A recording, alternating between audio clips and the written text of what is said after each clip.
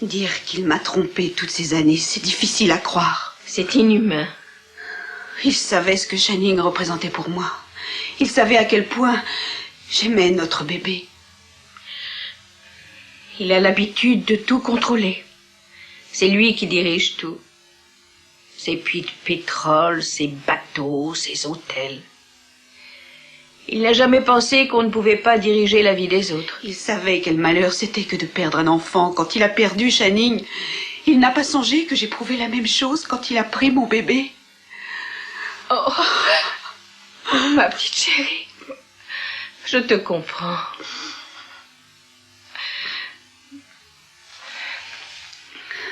Je vais aller voir Monsieur Capwell. Maman, non, ne fais rien. Écoute, c'est ma vie à moi, je réglerai tout.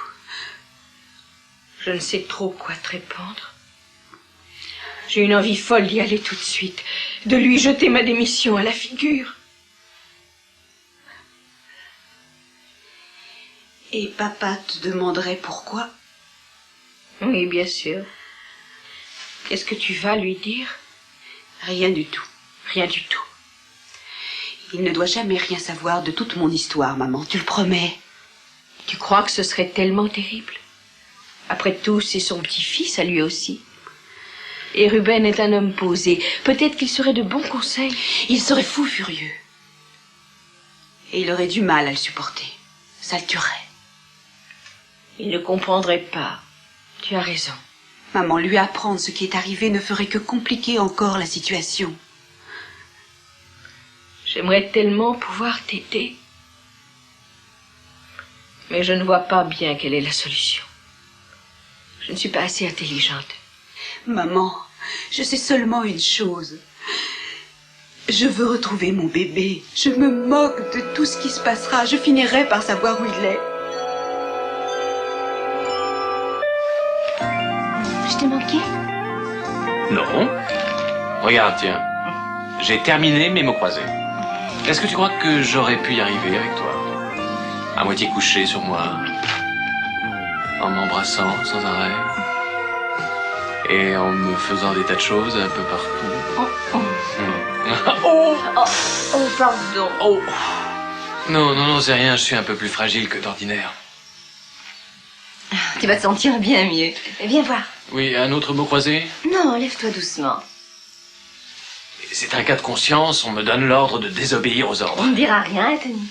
Viens, j'ai une surprise pour toi. Quoi donc? Regarde par la fenêtre. Qu'est-ce que tu vois? Je vois le trottoir. Une vieille dame avec une poussette. Et quoi d'autre? Des voitures. En fait, quelqu'un a garé une belle bagnole à mon emplacement.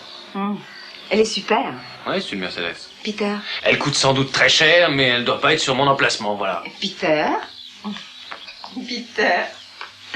Peter, cette voiture est à toi. Tu blagues? Cette voiture est à toi. Kelly. C'est vrai, elle est à toi. Avec les compliments de ton employeur. Papa dit qu'un cadre de valeur doit avoir une voiture de valeur. Il a fait installer le téléphone.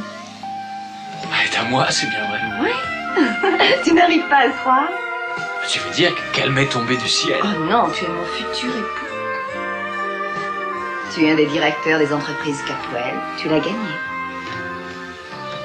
Tu la mérites parce que tu es très brillant. Et je ne te laisserai jamais l'oublier. Qu'est-ce que tu fais là, Santana?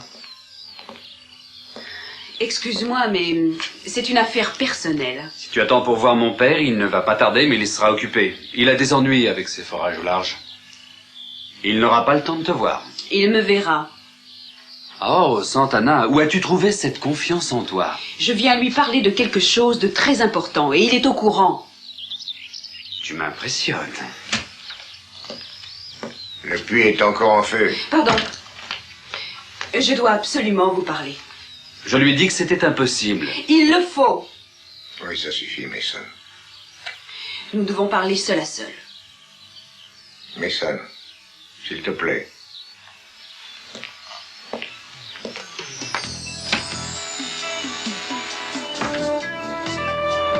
Je ne croyais pas que je pouvais être si naïve. Ni qu'un homme pouvait avoir tellement de méchanceté.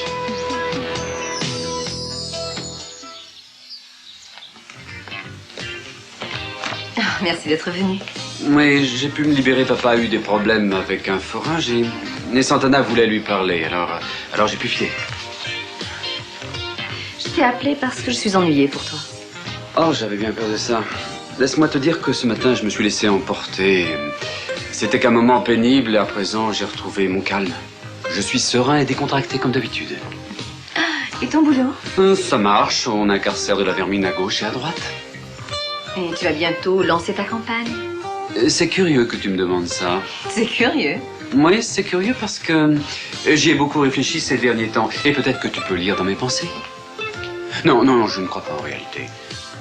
Alors là, je ne comprends pas. Qu'est-ce que tu manges? Des œufs brouillés. Je vais prendre quelque chose de plus sophistiqué. Poulet à la française. Merci, messieurs, dames. Écoute, Mason, j'appellerai les gens au téléphone ou j'enverrai des enveloppes, enfin ce qui pourra te servir pour ta campagne. Merci. Est-ce qu'elle avance? La campagne? Très bien, mais j'y ai beaucoup réfléchi depuis hier parce que je ne vais peut-être pas la poursuivre. Quoi? Je ne suis pas sûr de vouloir me faire élire procureur. Ah, et pourquoi pas? Eh bien, c'est le premier pas dans ce que papa espère bien être une carrière politique brillante et je ne sais pas trop si j'ai envie de faire cette carrière et de devenir un homme politique. Tu voulais devenir un homme important, comme gouverneur de Californie ou sénateur, il me semble. Je l'ai cru moi aussi, pendant un temps. Et plus maintenant? Je n'en sais encore rien. Tu as du mal à te décider. Oui. Et puisqu'on en parle, j'aimerais que tu ne dises rien de tout ça à notre père. Enfin, pas tout de suite. D'accord. Bien, je te remercie. L'une des pensées qui me trotte dans la tête et qui me tourmente, c'est le fait que si je remportais cette élection et si j'étais vraiment nommé procureur général, tout le monde saurait que ce serait la fortune Capwell qui m'aurait acheté cette position. Papa serait terriblement déçu si tu abandonnais. Oui, je sais. Mason, il a fait des projets pour ça depuis des années. Oui, d'abord pour Channing. Ensuite, pour moi. Ah, Mason, pourquoi tu t'obstines à te comparer tout le temps à Channing? Oui, ça ne sert à rien, c'est un réflexe chez moi. Des gamins s'amusent à arracher les ailes des mouches, et moi je m'amuse à me comparer à mon frère bien-aimé.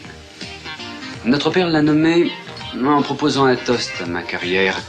Quelquefois, une phrase comme celle-là fait le même effet que le fer rouge sur un taureau. Je crois que c'est seulement un jour noir pour toi. Il faudrait te changer des idées avant d'essayer de dormir. Ouais.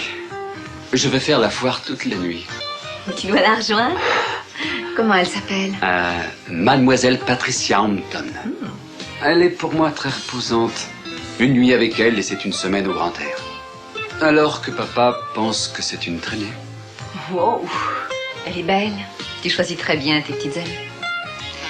Bon, et maintenant c'est à toi de décider si tu veux poursuivre ta campagne et te faire élire.